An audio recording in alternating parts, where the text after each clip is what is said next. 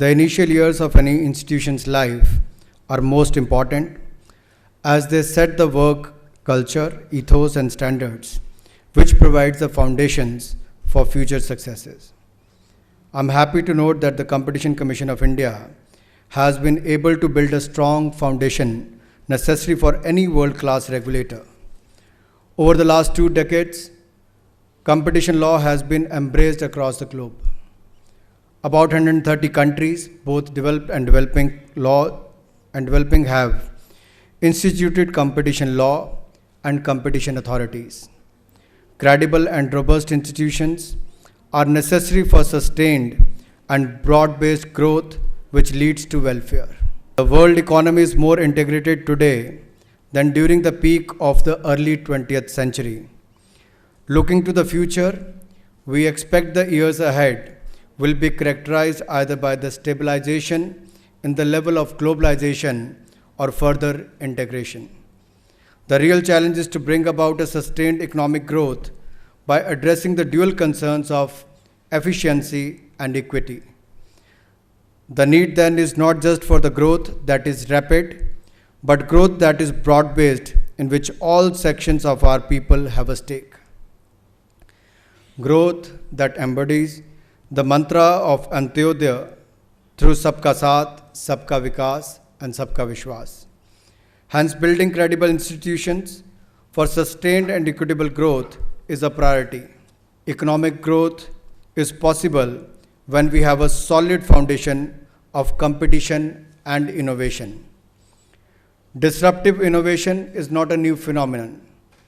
The coal-powered automotive industry was disrupted by the petrol and diesel automobile industry, which is being challenged by the electrical vehicle industry, which in turn will face an existential threat from the AI-powered driverless automobile industry when it takes center stage.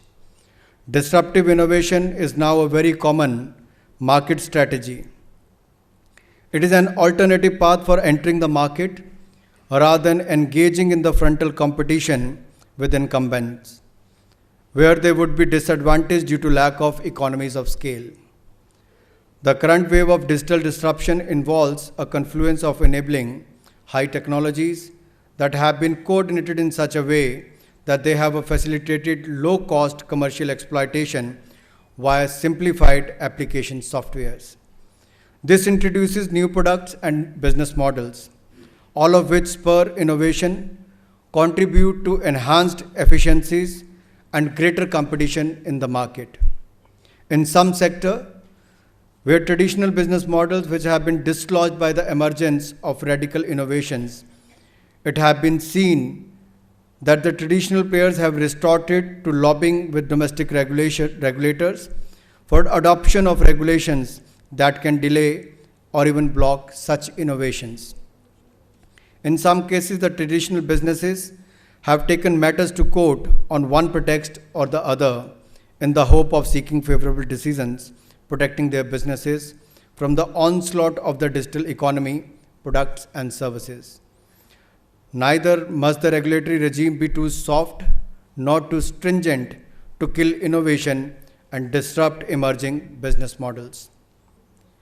The challenge before you as the competition regulator is to ensure that the market remains open to innovate entrants and to analyze competition issues, keeping in view the specificities of the markets in question.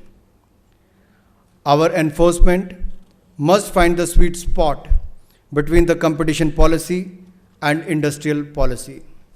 Technology is both a disruptor of existing markets and amplifier of growth. It has been changing the way markets operate and the way agents interact in the market. Thus, the pace of change of market dynamics is phenomenal and requires strong and robust institutions to deal with them. I hope CCI is ready to meet these challenges head-on.